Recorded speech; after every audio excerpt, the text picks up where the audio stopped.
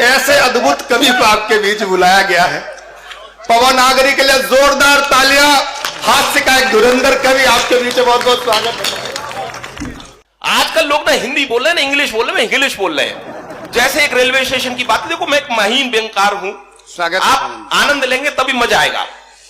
कि एक railway station की बात थी, मुझे एक ट्रेन के बारे में पता करना था। मैंने एक सज्जन से पूछ लिया, भैया ये पूछताछ कार्यालय कहां है? हमारे अधिशासी अभियंता बैठे हुए, अधिकारी बैठे हुए हैं, तमाम हमारे प्रशासनिक अधिकारी बैठे हुए हैं। मैं उनका स्वागत के साथ कहता हूं। तो देखिए कि जैसे एक रेलवे स्टेशन की बात थी, मैंने एक ट्रेन के बारे में पूछ लिया एक सज्जन से कि भैया ये पूछताछ कार्यालय कहां है? वो साहब काफी जल्दी में थे, बोले मुझे नहीं मालूम, साइड में जाके इंक्वायरी से पता कर लो। हाँ, बात आपकी समझ में आ रही हो तो तालियां वाली बजा सकते। वाह।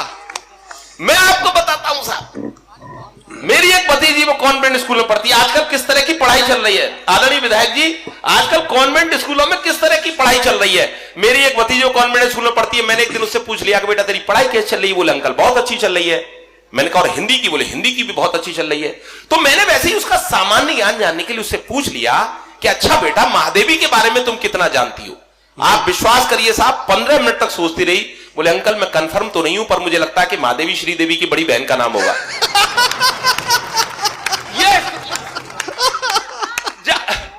मैं आपको बता रहा हूं साहब, क्या बात। मैं आपको बताऊं, किसी रिक्शे वाले से कहिए, बोले भैया विश्वविद्यालय चलेगा साहब, ये क्या होता है? बोले यूनिवर्सिटी चलेगा साहब, ऐसे बोलिए ना हिंदी में। हाँ। तो साहब मैं तो यूपी से आता हूं, आपके यहां भी हायर सेकेंडरी की परीक्षाएं होती हैं, आप 4, 5, 6 कवियों की जीवनी याद कर लेते हैं, उसमें से एक कवि की जीवनी पेपर में फंस जाती है। एक लड़का था, दूसरे दिन उसकी हिंदी की परीक्षा थी, उसे किसी कवि की कोई जीवनी याद नहीं हुई, तो उसने उन कवियों की जीवनी की नकल तैयार करी और उसे शरीर के प्रत्येक हिस्से में छुपा लिया। अब उसे यह भी याद नहीं रहा कि उसने कौन सी पर्ची कहां छुपा ली। उसके लिए भी उसने एक पर्ची तैयार कर ली, वो पर्ची पकड़ी गई। पिछले दिनों जब वाह का मुकाबला हुआ तो मैंने उस रचना से उस मुकाबले को जीता था सोनी के सब चैनल पर। मैं चाहता हूं एक बार मुझे तालियों से आदेशित करें ये पवन भाई सब सुन रहे हैं कि बोर्ड की परीक्षा का सालाना सत्र, हिंदी का आया प्रश्न पत्र, सभी परीक्षार्थी पेपर हल कर रहे थे, कुछ अकल से और कुछ नकल कर रहे थे। तभी एक छात्र ने छोटी सी पर्ची निकाली, उस पर कुछ उड़ती सी नजर डाली, लेकिन निरीक्षक की नजर से बच नहीं पाया।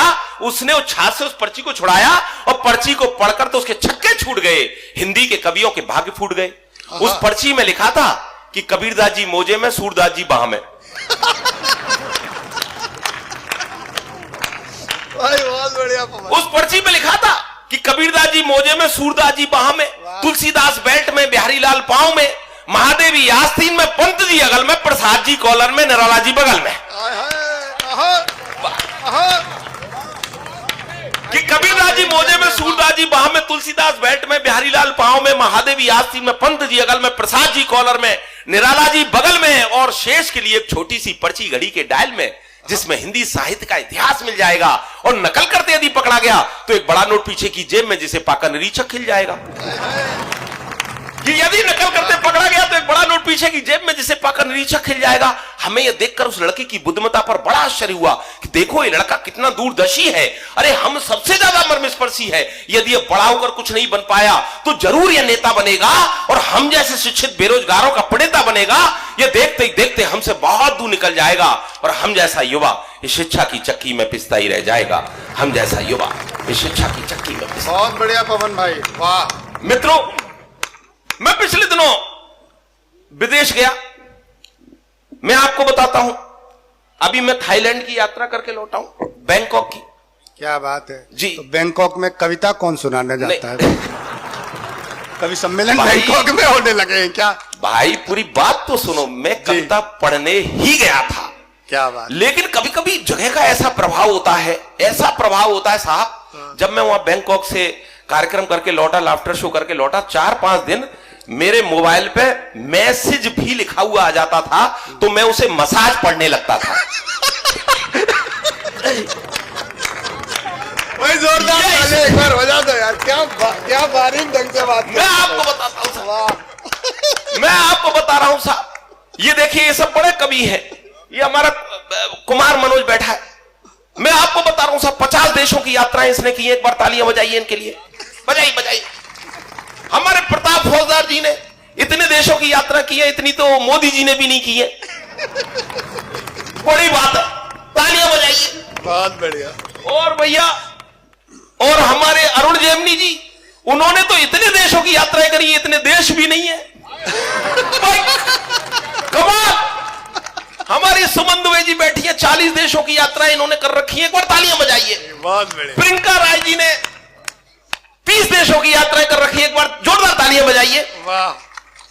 हमारे दिनेश रघुवंशी जी बैठे हैं, इन्होंने 80 देशों की यात्राएं कर रखी है। अरे तालियां बजाइए, कोई इतना इतना क्यों अचरज से देख रहे हैं भाई। हमारे सुनहरी लाल तुरंत जी है, मैं आपको बताता हूं साहब, इन्होंने भी कई देशों की यात्राएं कर रखी हैं, हालांकि इनका भी पासपोर्ट नहीं बना है।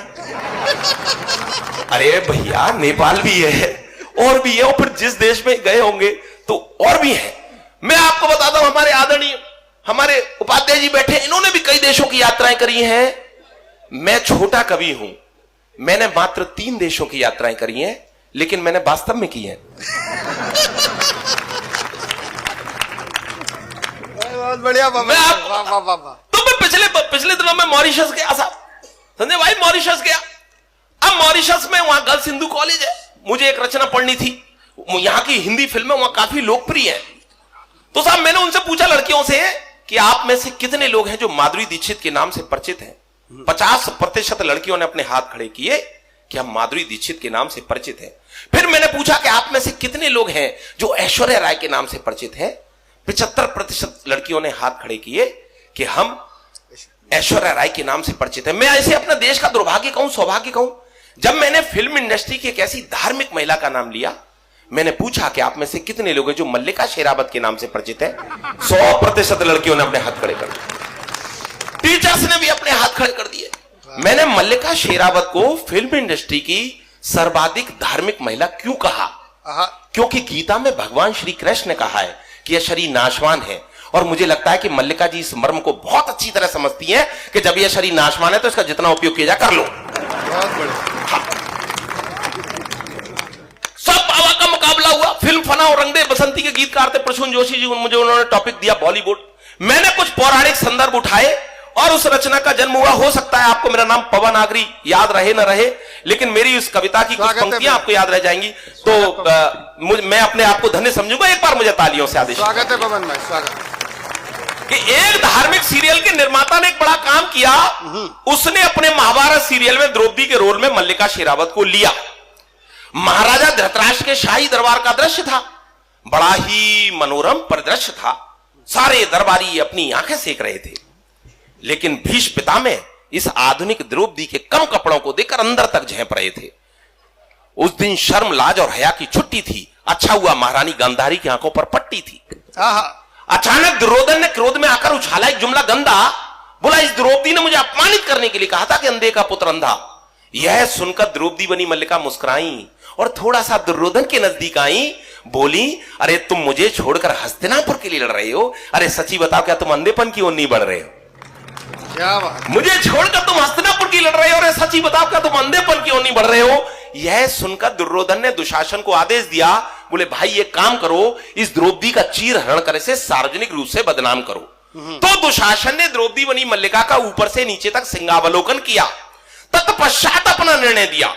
दोनों हाथ जोड़कर बोला, हे माते, कहां से शुरू करूं समझ में नहीं आ रहा है। अरे मुझे तो आपके शरीर पर चीर ही नजर नहीं आ रहा है कि कहां से शुरू करूं समझ में नहीं आ रहा है। अरे मुझे तो आपके शरीर पर चीर ही नजर नहीं आ रहा है। यह सुनकर द्रौपदी ने अपने तेवर जता दिए और दुशासन की कमीज के 2 बटन तोड़ उसके हाथ में थमा दिए, और दुशासन की कमीज के 2 बटन तोड़कर उसके हाथ में थमा दिए। यह देखकर पांडवों तक में मच गई खलबली। बोले यार, इससे तो अपनी अज्ञातवास की जिंदगी भली, अरे इसने तो हमारी सोई हुई आत्मा जगा दी। अरे ये द्रौपदी तो हमने गलत दांव पे लगा दी। थोड़ी ही देर में दुशासन द्रौपदी के सैंडल की हील हो गया और सारा वातावरण चीर हरण के बजाय कमीज हरण में तब्दील हो गया। बहुत बढ़िया। कि सारा वातावरण चीर हरण के बजाय कमीज हरण में तब्दील हो गया।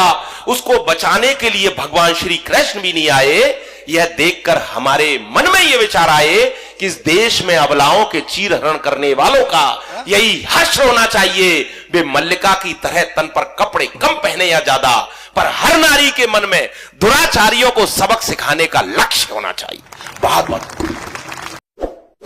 इस वीडियो को लाइक करें, हमारे चैनल को सब्सक्राइब कर बेल आइकन जरूर प्रेस करें